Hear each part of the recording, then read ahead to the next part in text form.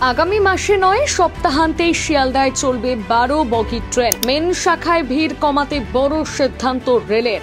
ঠিক কি জানিয়েছে কর্তৃপক্ষ দেখুন। শিয়ালদহে ট্রেনে যাত্রীদের ভিড় কমাতে 12 বগি ট্রেন চালানোর সিদ্ধান্ত নিয়েছিল রেল কর্তৃপক্ষ। সম্প্রতি 1 নম্বর থেকে 5 নম্বর প্ল্যাটফর্ম পর্যন্ত প্ল্যাটফর্ম বর্ধিতকরণ এবং বৈদ্যুতিকরণের কাজ করেছে রেল। আপাতত স্বাভাবিকভাবেই চলছে ট্রেন, তবে কবে থেকে চলবে 12 বগি ট্রেন এমনই প্রশ্ন উকি দিচ্ছিল যাত্রীদের মনে। অবশেষে তার নির্ঘণ্ট প্রকাশ করল রেল।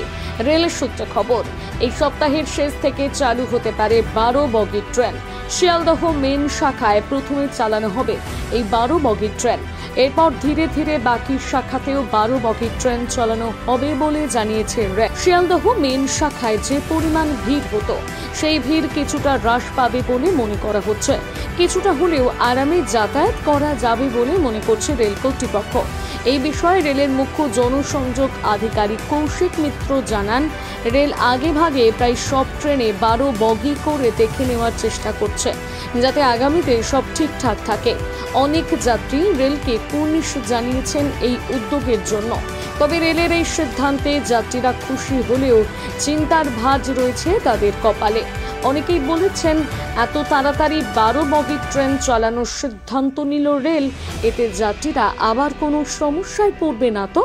আবার কারোর মতে 12 বগি ট্রেন তো চলবে, তবে সময় অনুযায়ী কি চলবে ট্রেন?